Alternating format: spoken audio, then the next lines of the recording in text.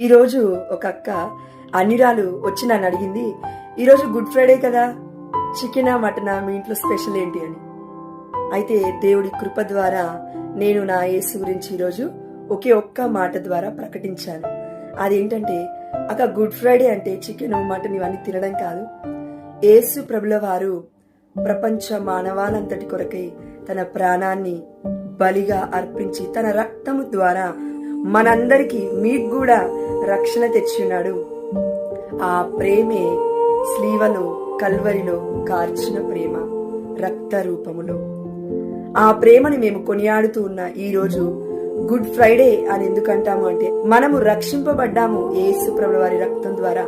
అందుకే bad Friday అయినప్పటికీ, యేసు ప్రభుల వారు మా మధ్య నుండి వెళ్ళిపోతున్నప్పటికీ మనందరికీ రక్షణ రావాలి కాబట్టి, రక్షణ తెచ్చాడు కాబట్టి యేసు ప్రభుల వారు, అందుకే గుడ్ ఫ్రైడే